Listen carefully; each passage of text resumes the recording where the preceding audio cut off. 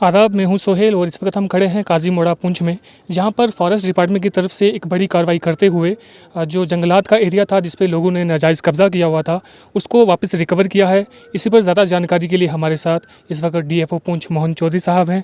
इनसे हम जानेंगे कि इसकी डिटेल। सर, ये जो आज आपने 400 कनाल का जो यहाँ पे रकबा है, तो इसके बारे में बताएं।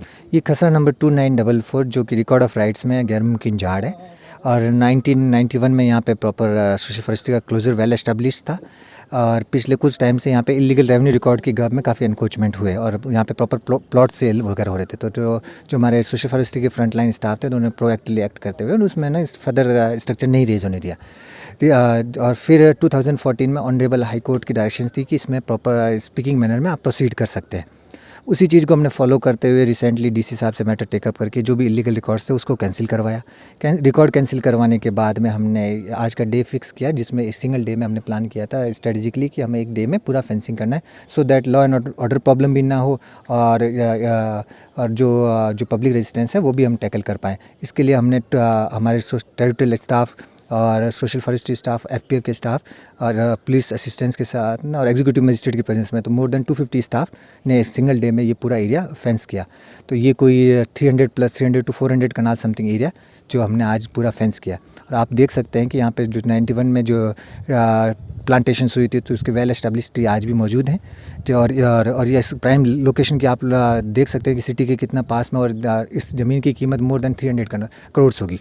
तो बहुत ही प्राइम जगह है। तो इसको हम एक ऐसे कम्युनिटी लैंड के वे में जो इसमें डेवलप करने का प्लान कर रहे हैं जिसमें हम इसको एक प्रॉपर अर्बन वन जो सिटी के पास में फॉरेस्ट एरिया डेवलप करते हैं उस तरीके से बनाएंगे ताकि इसमें इन फ्यूचर कभी एनक्रोचमेंट ना हो और ये एक अच्छा एरिया डेवलप हो तो जो कि इको टूरिज़्म के पॉइंट ऑफ व्यू से भी डेवलप हो और मोर अपार्ट प्रॉपरली फॉरेस्ट एरिया भी फॉरेस्ट अवेयरनेस के पर्पज़ से भी काम बन सके।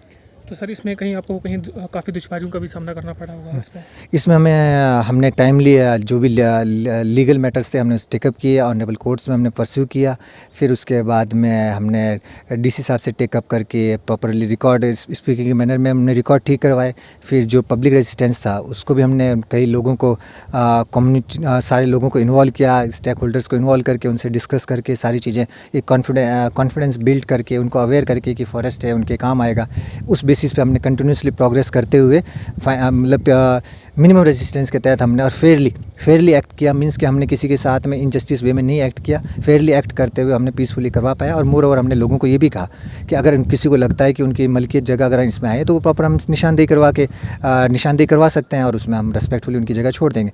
तो मतलब एक प्रोएक्टिवली हमने प्रिवेंशन के वे में हमने इस पूरे एरिया को इमीडिएटली फेंस किया है। तो सर, ऐसी पुंछ में और भी कहीं ऐसी जगहें होंगी जहाँ पे लोगों ने नाजायज़ कब्जे किए होंगे, तो उन पे भी कुछ कार्रवाई की जाएगी? एक्चुअली हमारे जो पुंछ का फॉरेस्ट है मोस्टली 61 के बाद में डिमार्केशन एक्सरसाइज नहीं हुई है। 1961 के बाद तो बहुत सारी जगहों पे डिमार्केशन जो बाउंड्री पिलर्स है वो अवेलेबल नहीं है। तो काफ़ी टफ हो जाता है एरिया आइडेंटिफाई करना, क्योंकि यहाँ पे जो चक भी है इन बिटवीन पास में हैबिटेशंस भी है। तो स्लोली एनक्रोचमेंट की वजह से ना तो इस एरिया का शेप जो टोपोग्राफ वो चेंज कर देते तो फिर वो एरिया मोर लुक लाइक फॉरेस्ट नहीं रहता।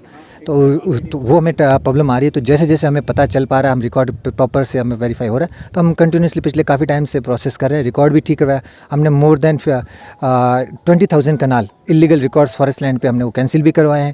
तो उसी बेसिस पे हमने कंटिन्यूसली प्रोग्रेस करते हुए एरिया एविक्ट भी करवाया है, प्रोटेक्ट भी किया है और लोगों को अवेयर भी किया है कि आप अननेसेसरी फॉरेस्ट लैंड को एनक्रोच ना करें। ये सिर्फ जगह फॉरेस्ट आज आप उनके लिए काम की नहीं है, उनके आने वाली जनरेशन के लिए भी बहुत ज़रूरत है। तो इस तरीके से हमने अवेयर किया और हमें लोगों से हर तरीके से रिप्रेजेंटेटिव से दूसरे डिपार्टमेंट से स्टेक होल्डर से और मीडिया फेडरेशन से सबसे बड़ा सपोर्ट मिला और पीसफुली हमारे सारे एविक्शन ड्राइव होते रहे।